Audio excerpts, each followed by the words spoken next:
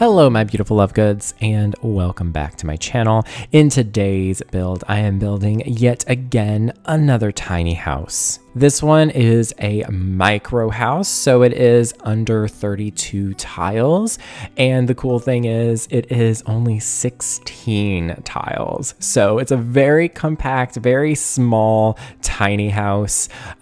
Does, building a house in The Sims 4, with 16 tiles do any better than 32 tiles when it comes to tiny living? No, it doesn't. But it is just a fun little challenge where, I want to build a house as small as possible so that, it's cheaper for your sim to move into. And plus it's just really fun to just see how small you can really go. I am building on a 20 by 15 lot in Newcrest, and I did try to kind of not go overboard with money on this build either. I do think it is over 20,000, but not by much. So you might be able to download this after a day or two of gameplay. Like you could easily just have your sim just go and do some fishing and maybe pick up a few rocks, and they've got some, they got enough money maybe. And also I didn't limit myself on packs or anything with this build, because I do believe that in order to build like proper tiny homes, I think that at least Discover University is really required,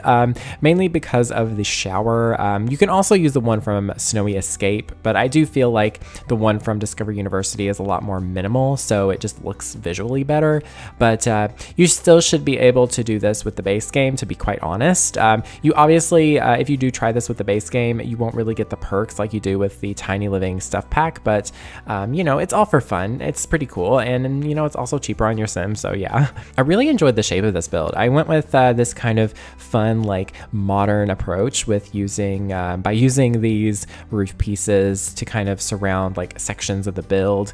I just thought it was kind of neat to kind of make it seem a little bit more futuristic, kind of more designer-esque. Like maybe this is one of those like prefab micro homes that maybe they sell in like a kit or something, and then you can like buy the kit and then like you hire some like builders to assemble it for you, or maybe you do it yourself. I'm not really sure. That would be a pretty cool thing to do in real life, to be quite honest. But I will say that I would much rather, if I was to ever live in a tiny home myself in real life, I would have to design it myself. I couldn't just buy like a prefabricated house that I just like kind of piece together. I would rather, go through and like carefully design something so that it appeals to my life and like what I like and what I don't like, So yeah, that's just my personal opinion. I think it'd be really, really fun to live in a tiny house in real life, but I am very content with the house that I live in now, just to be clear. But yeah, it would be kind of neat. Do let me know in the comments down below though, if you would ever live in a tiny house in real life, because I think that would be a really fun experience. There is obviously like pros and cons when it comes to living,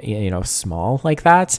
Obviously it's much cheaper and your carbon footprint is much smaller. However, you do have to kind of give up a lot of things like, space, and you can't really have a lot of stuff because you don't have the space. So yeah, it's a pro and a con list. I really enjoy building really small homes like this, just because, it's a really fun challenge, and yeah, it's a nice little modern home. I didn't player test everything because I was like, oh, everything should work. But then whenever I was looking back through my footage, I was like, I don't know. So I do believe everything works. The bathroom is totally functional. I know the bed is fine, but you might want to player test and finagle with the fridge. I did use one of the mini fridges from Discover University just because it does clear up counter space, and I gave them a dishwasher.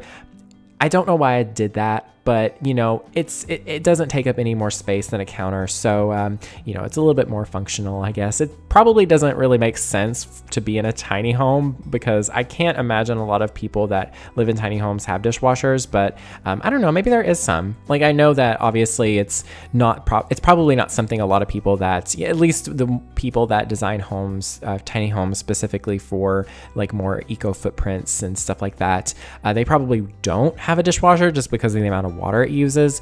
And, you know, they obviously don't really have, you know, at least the tiny homes that I've seen on YouTube, they don't really have like proper running water in the same way a normal house would. Some of them do, but some of them are more like off the grid. So I guess it just depends.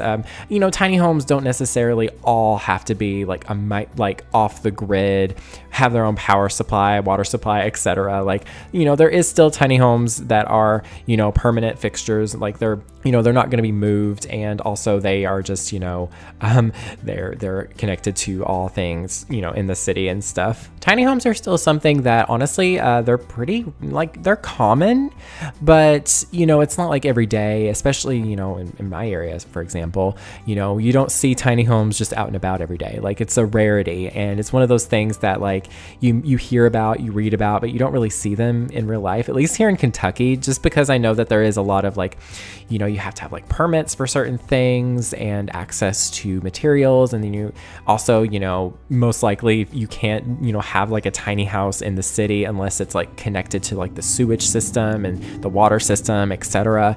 I don't really know all the details about that, but I have lived in the country before. Like, I'm from the country. So when I say the country, I mean the middle of nowhere. But yeah, like, I can imagine, like, if you like live in the country somewhere, you probably have a lot more like flexibility when it comes to that, obviously, because, you know, there's not really as many like things you have to like get a permit for and stuff like that. But I don't know, I can imagine that it's like a big thing that like they have to go through inspections and stuff. I'm not really totally sure. If any of you all do have any like insight to like tiny house living in that way, do let me know in the comments. It's always been something I'm very interested in, and, you know, it's always been a topic that I obviously love studying. So yeah, but anyways, I kind of just rambled through the whole interior of this house.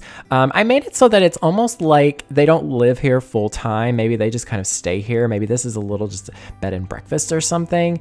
They pretty much have everything they need to survive pretty comfortably. You know, they have a computer, TV, radio, bookshelf, combo thingy. Tiny living, honestly, just made it so overpowered to have a tiny home in The Sims 4, because the perks are incredible.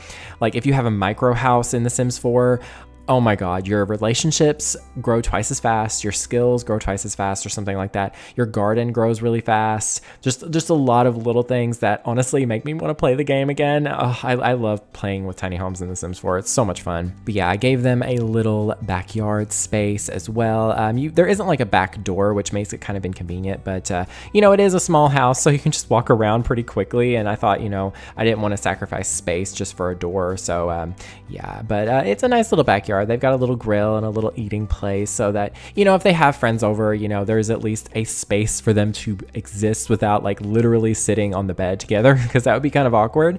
I gave them some plants as well. I love those blinds that I used from Snowy Escape. That specific swatch works really well for this for some reason. Like, it adds like a modern flair, but it's still kind of like quirky and a little bit tropical, a little bit, you know, a little bit fresh, adds some life. But yeah, that's pretty much it for this build, though. You can find it under the username LukeyDean, that is LukeyDean, as well as the hashtag Lukey, and this information will be found in the description down below. And yeah, that is pretty much it. Check out my other speed builds, my other tiny house builds. I will leave a card as well as a link in the description down below. So yeah, that is pretty much it. And the microwave disappeared for some reason, I don't really know. Anyways, thank you all so very much for watching. Stay weird and beware of the Nargles.